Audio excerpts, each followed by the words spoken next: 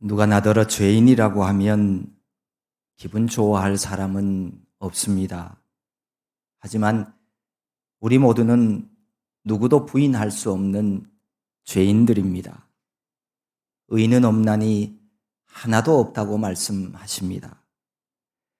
타락한 인간의 죄악은 뿌리 깊이 박혀 있고 그 세력은 시간이 지나갈수록 점점 더 커져만 갑니다. 동산에서 들판으로, 들판에서 전 세계로 확대되고 말았습니다. 그래서 하나님은 땅 위에 사람 지었음을 한탄하시고 홍수를 통하여서 그들을 심판하실 수밖에 없었습니다.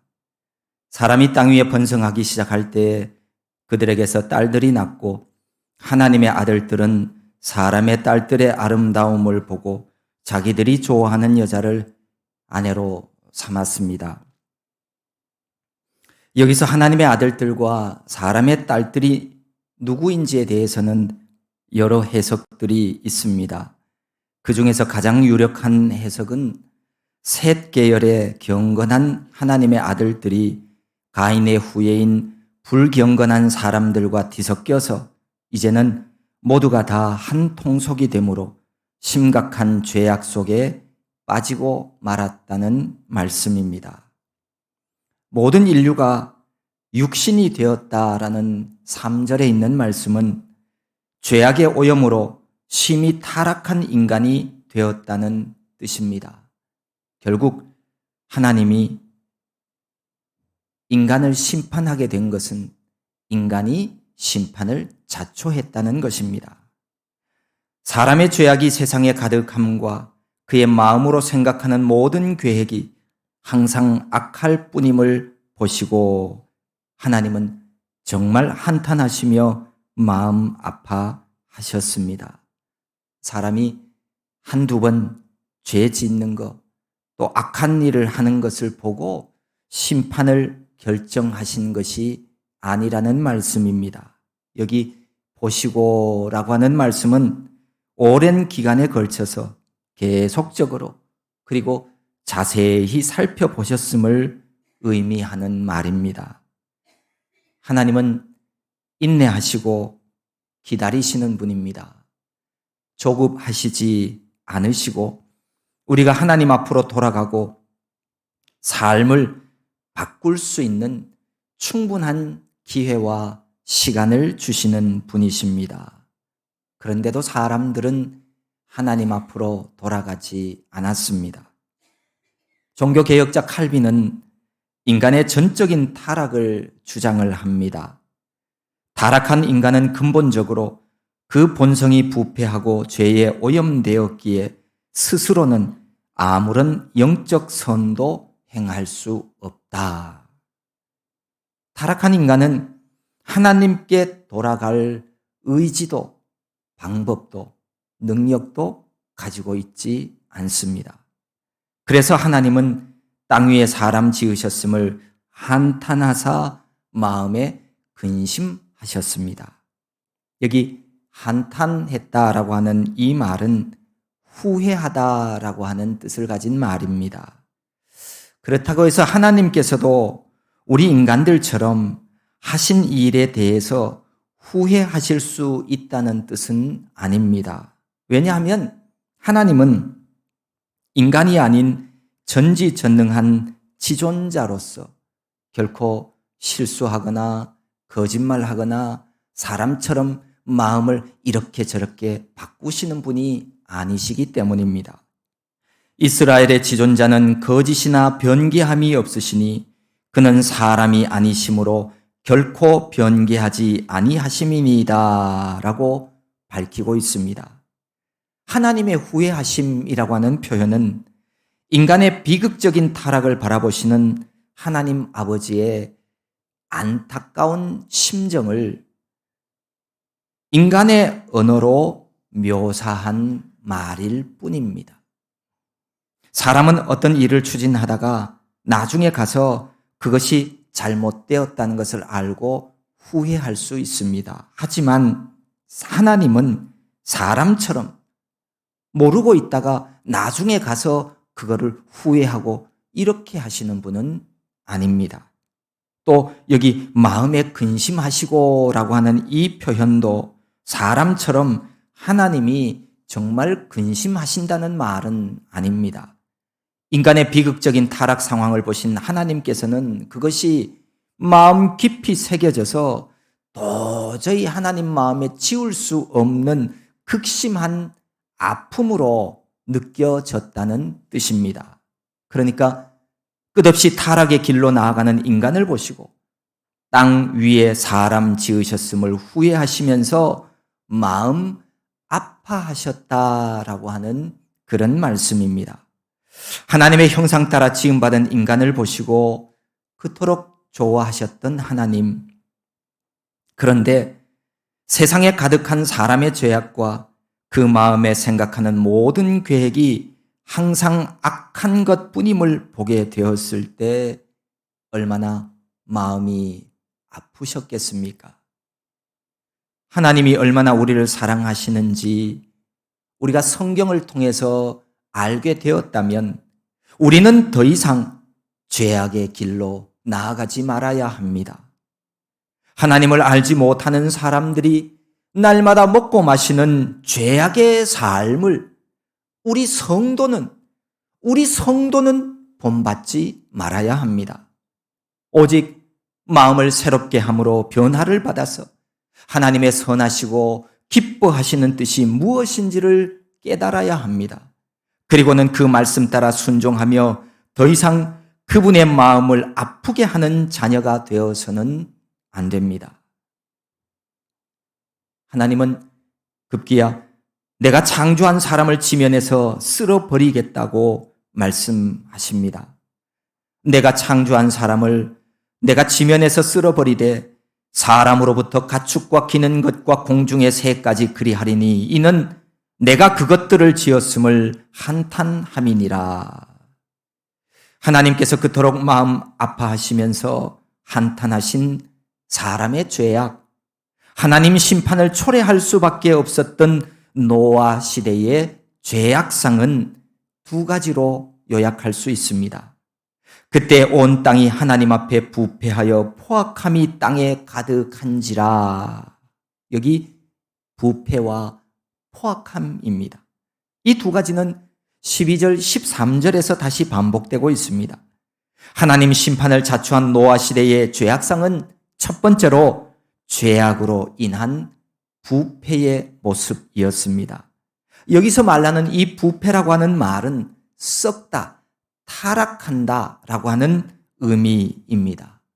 거역과 불순종, 방종 등으로 온갖 악을 행함으로 인해서 악취가 나는 상태가 되었다라는 얘기입니다. 둘째로는 포악함으로 함부로 살아가는 폭력의 모습입니다. 폭력이란 해치고 빼앗는 것을 말합니다. 곧 살인, 약탈, 강간 등 온갖 폭력이 난무하는 무법 상태를 가리키는 말입니다. 우리가 하나님의 자녀라면 이토록 하나님이 싫어하는 부패하고 냄새나고 폭력적인 삶은 우리가 결단코 살아가서는 안 될 것입니다. 이 두 가지는 노아 시대만이 아니라 오늘날도 타락한 인간에게 가득한 죄악의 모습입니다. 오늘 우리가 읽진 않았지만 13절에 보면 하나님은 노아에게 장차 이루어질 심판에 대해서 미리 알려주십니다. 아브라함에게 소돔과 고모라의 심판을 알려주시는 것처럼 하나님이 노아에게 장차 있을 대홍수 심판을 미리 알려주시는 장면입니다. 하나님께서 자신을 경외하는 자들에게 자신의 계획과 비밀을 계시하여 주시는 이유가 있습니다. 첫째는 환난 가운데서 바로 그 사람을 구원하기 위함입니다. 하나님은 그의 사랑하는 자녀들을 반드시 건져주시고 생명싸개로 보호해 주십니다. 그래서 하나님은 우리의 선한 목자가 되시는 것입니다. 어떤 상황 속에서도 피할 수 있는 바위가 되시고 든든한 산성이 되어 주십니다. 환난 날에도 그래서 주저앉거나 낭망하는 자가 되지 마십시오. 하나님은 세상 끝날까지 우리와 동행해 주신다고 약속해 주셨습니다. 하나님의 계획과 비밀을 그의 사랑하는 자에게 알려주시는 또 하나의 이유는 그로 하여금 세상에 외치는 자의 소리가 되도록 하기 위함입니다. 하나님은 악인이라도 하나님의 경고를 듣고서 돌이켜 회개하고 구원 얻기를 원하시는 하나님이십니다. 하나님은 에스겔을 통해서 이렇게 말씀하십니다. 너는 그들에게 말하라. 주 여호와의 말씀이니라. 나의 삶을 두고 맹세하노니 나는 악인이 죽는 것을 기뻐하지 아니하고 악인이 그의 길에서 돌이켜 떠나 사는 것을 기뻐하노라. 이스라엘 족속아 돌이키고 돌이키라.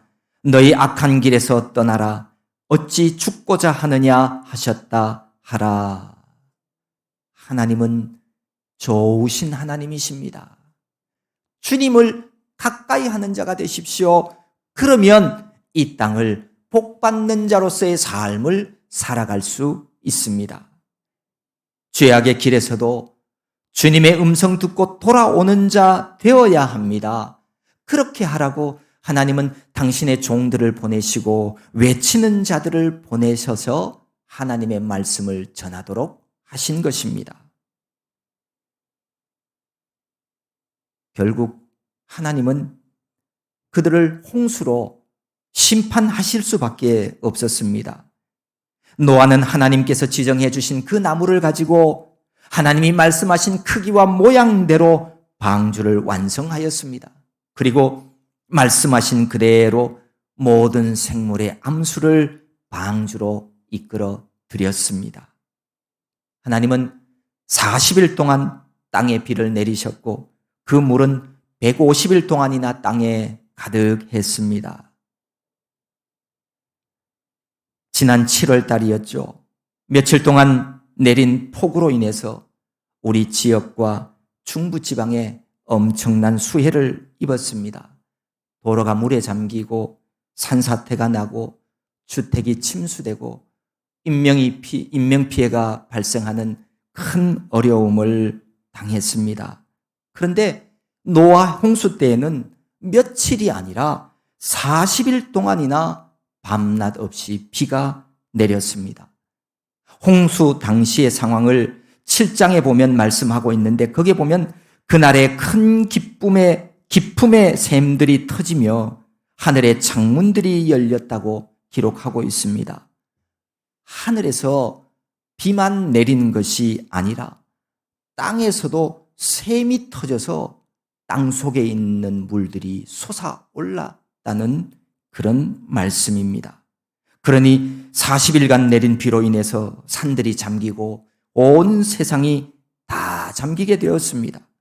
그 결과 육지에 살면서 그 코에 생명의 기운인 호흡으로 사는 모든 것들이 다 죽고 말았습니다. 이와 같은 노아 시대 홍수 심판의 과정들 속에서 우리가 꼭 기억해야 할 중요한 메시지가 있습니다. 첫째는 방주는 태바, 곧 상자라는 말입니다. 사람이 조정할 수 있는 조향 장치를 가진 배가 아니라 그냥 물 위에 떠 있는 상자라는 얘기예요. 하나님이 이끄시는 대로 움직이는 배라는 사실입니다. 우리 인생의 배도요, 내가 조정하는 것보다 하나님 앞에 맡겨서 하나님이 이끌어 가실 때 우리 인생의 항해도 아름다운 항해가 되어질 수 있습니다. 둘째는 노아 시대 홍수 심판에서 구원 얻는 방주는 오직 한 척뿐이었다는 사실입니다. 이것은 구원은 오직 하나, 예수님을 통하는 길밖에 없다는 사실을 우리에게 알게 해 줍니다. 우리 주 예수님은 말씀하십니다. 나는 길이요 진리요 생명이니 나로 말미암지 않고는 아버지께로 올 자가 없느니라. 우리 죄로 인해 십자가 지시고 고난받으사 죽으시고 부활하신 예수 그리스도를 통해서만이 사람은 구원을 얻을 수가 있습니다. 세상 어디에도 다른 진리나 메시아는 없습니다. 우리나라에만도 자신을 재림 예수라고 하여서 사람들을 속이고 자신을 따르도록 하는 이들이 30-40명이나 된다고 합니다. 가짜 구원자는 예전에도 있었고요. 지금 우리 시대에도 있고요. 앞으로도 있을 거예요.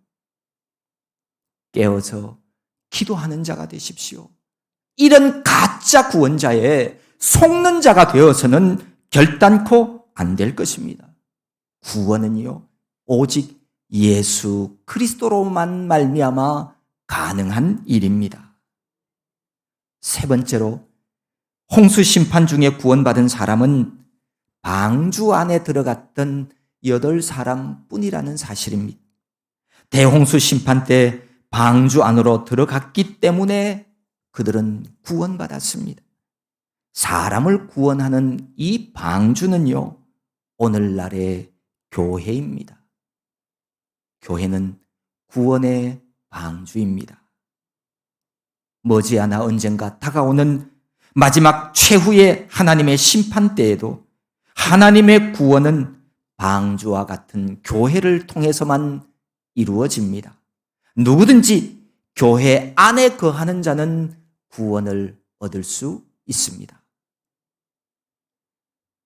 노아시대 홍수 심판에 관해 말씀하고 있는 이 창세기 6장에서 9장까지의 긴 말씀들 가운데서 가장 중요한 말씀 하나를 찾으라고 한다면 바로 6장 8절 말씀입니다. 그러나 노아는 여호와께 은혜를 입었더라. 하나님이 탄식하는 그 세상 중에서도, 그로 말미암아 인류 심판의 날에도 이 노아는 하나님의 은혜를 입었습니다. 이 은혜를 입었기에 노아는 의인이요 당대의 완전한 자요 하나님과 동행하는 삶을 살아갈 수 있었습니다. 하나님 은혜를 입은 노아는 홍수가 그친 후 방주에서 나와서 가장 먼저 한 것이 하나님께 예배하는 일이었습니다. 예배는 성도의 시작과 마침이요 삶의 전부입니다. 그때 하나님은 생육하고 번성할 것을 이 노아에게 다시 명령하십니다. 그리고 앞으로는 홍수로 생명을 멸하지 아니할 것을 약속하시면서 언약의 증거로 무지개를 구름 속에 두셨습니다. 우리가 살아가다가 무지개를 볼 때마다 기억할 것은 하나님이 다시는 물로 세상을 심판하지 않을 것이라고 하는 약속입니다. 여러분, 노아는 어떻게 하나님께 은혜를 입은 자가 되었을까요? 은혜는 하나님이 주시는 선물이지만 하나님의 특별한 은혜는 선물을 받을 만한 자에게 주십니다. 그래서 하나님은 모든 사람들의 삶을 늘 살피시며 은혜 주실 자를 찾고 계십니다. 사람이 살아가는 모습, 그것이 그 사람의 믿음입니다. 믿음은 삶을 통해서, 삶 속에서 보여지는 거예요. 자신이 가진 믿음의 양만큼 믿으며 살아가는 거예요. 믿는 만큼만 행동하며 살아가는 것이 사람입니다. 그러니 삶을 보면 믿음이 보이는 것이죠. 12절 말씀은 이렇게 기록하고 있습니다. 하나님이 보신즉 땅이 부패하였으니 이는 땅에서 모든 혈육 있는 자의 행위가 부패함이었더라. 행위가 부패하여서 심판하신 겁니다. 하나님은 불꽃 같은 눈으로 사람의 행위를 살피시는 분입니다. 사람의 행위를 보시고 상과 벌을 정하십니다. 왜냐하면 보여지는 행위가 곧 그 사람이 가진 믿음이기 때문입니다. 모든 사람들의 행위가 썩어 냄새가 나기에 하나님이 심판하겠다고 결정하신 것입니다. 하지만 멸망받는 사람들과는 달리 노아의 삶은 그렇지 않았습니다. 7장 1절에 보면 여호와께서 노아에게 이르시되 너와 내 온 집은 방주로 들어가라. 이 세대에서 내가 내 앞에 의로움을 내가 보았음이니라. 하나님 앞에서 노아는 죄악 가운데 살아가는 사람들과는 다른 삶을 살아갔어요. 그들과 다른 삶을 살았습니다. 구별된 생활을 했습니다. 원래 이 거룩이라고 하는 것은 하나님을 알지 못하는 사람들과 다른 구별된 생활을 말합니다. 하나님의 말씀이 진리임을 믿으면 성경 말씀대로 지켜 행하는 자가 되십시오. 그 사람이 믿음을 가진 사람입니다. 22절 말씀은 이렇게 기록하고 있습니다. 노아가 그와 같이 하여 하나님이 자기에게 명하신 대로 다 준행하였더라. 다 준행하였더라.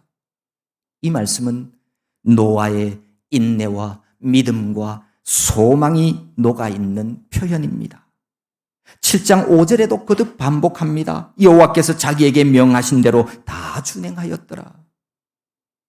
노아는 가족들과 함께 120년 동안 긴 시간 동안 온 힘을 다해서 방주를 만들었습니다. 그렇게 오랜 시간 동안 사람들로부터 얼마나 많은 조롱과 놀림을 당했을까요? 또한 미친 사람 취급을 받았을 것입니다. 세상에 종말이 오고 있으며 심판날이 다가왔다고 했을 때 별의별 사람들이 노아에게 별의별 말들을 다 했을 거예요. 때로는 속상하기도 하고 때로는 힘들어서 그만두고 싶은 마음이 왜 노아라고 없었겠습니까? 하지만 노아는 믿음으로 하나님의 명하신 것들을 하나하나 다 준행했습니다. 지켜 행했습니다. 야고보서는 행함이 없는 믿음은 그 자체가 죽은 것이라고 선언합니다. 하나님의 말씀에 순종하여 사는 것이 아니면 그것은 하나님을 믿는 것이 아닙니다. 믿음이 있어야 구원 얻습니다. 노아가 하나님 은혜를 입었다는 말씀은 노아가 하나님 마음에 들었다는 뜻입니다. 말씀에 순종하지 않고 어떻게 하나님의 마음에 흡족한 사람이 될 수가 있겠습니까? 내 뜻과 내 생각, 내가 알고 있는 내 지식과 내 경험, 그거 앞세우며 살아가지 마십시오. 그것은 하나님을 믿는 신앙생활이 아닙니다. 하나님 말씀 안에서 살아가는 사람들이 그들이 하나님을 믿는 하나님의 거룩한 성도들입니다.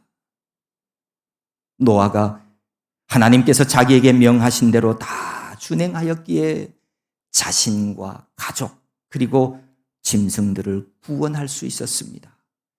한 사람의 순종은 많은 사람을 살리고 세상을 구할 수도 있습니다.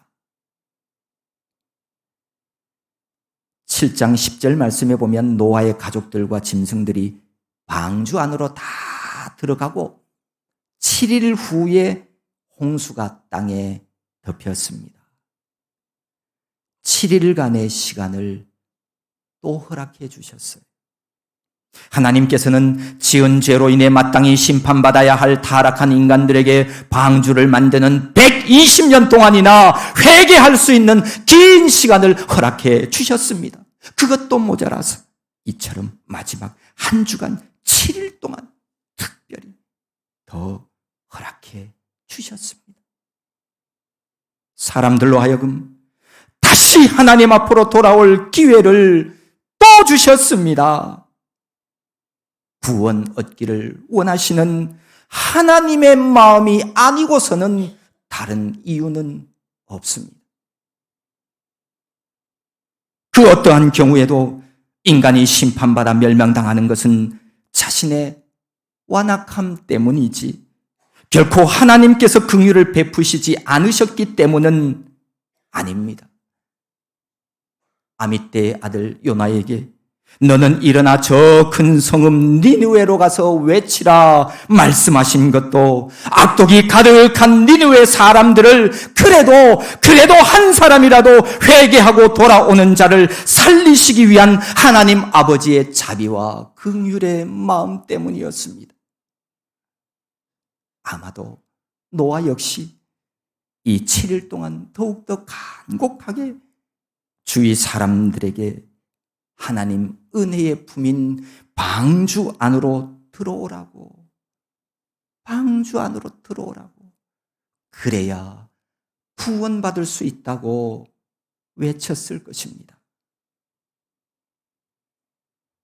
우리가 믿는 하나님은 사랑의 하나님이십니다. 그 사랑이 얼마나 큰지 나 위해 자신의 몸을 십자가에 내어 주셨습니다. 주님께 다가오기를 주저하지 마십시오. 그 사랑을 맛볼 수 있고 경험할 수 있어야 합니다. 우리도 노아처럼 하나님께 은혜 입는 자가 되어야 합니다. 하나님 은혜를 거부하지 마십시오. 오늘날도 노아 시대처럼 각종 불법과 부정부패, 불경건이 난무하는 시대입니다. 현 시대를 살아가고 있는 우리 성도들도 노아처럼 죄악 세상 속에서도 내가 해야 할 일과 하지 말아야 할 일을 구별하며 살아가십시오. 그래야 우리도 하나님께로부터 의인이라고 인정받을 수 있습니다. 세상 풍조가 나날이 악해져 가도 내 믿음 내가 지키는 자가 되어야 합니다. 세상을 본받지 마십시오. 하나님은 야고보서 5장에서 이렇게 말씀합니다. 그러므로 형제들아 주께서 강림하시기까지 길이 참으라. 보라 농부가 땅에서 나는 귀한 열매를 바라고 길이 참아 이른 비와 늦은 비를 기다리나니 너희도 길이 참고 마음을 굳건하게 하라. 주의 강림이 가까우니라. 예수님은 복음서에서 우리를 향해서 너희 인내로 너희 영혼을 얻으라고 말씀합니다. 인내하십시오. 인내해야 합니다. 믿음의 경주를 포기하거나 중단하지 마십시오. 끝까지 인내하는 믿음으로 우리 모두는 최후의 승리자가 되어야 합니다. 노아가 선택받은 것도 은혜요. 방주 속에 들어간 것도 은혜요. 무지개 언약을 통해서 새로운 조상 삼아 주신 것 모두가 다 하나님의 은혜입니다. 은혜 없이는 누구도 살아갈 수 없습니다. 우리 모두도 내게 주신 삶의 자리에서 말씀을 다 준행함으로 우리 주님이 다시 오시는 날까지 하나님 은혜 안에서 살아가는 자 될 수 있기를 소망합니다. 하나님 아버지 고맙고 감사합니다. 우리를 사랑하셔서 우리 위하여 십자가를 지심으로 우리의 죄를 사하여 주시고 하나님의 백성 되게 하여 주심을 감사합니다. 늘 언제나 하나님의 품을 떠나지 않고 하나님 은혜 안에서 살아가는 하늘 백성 다 되게 하여 주시옵소서. 예수님의 이름으로 기도하옵나이다. 아멘.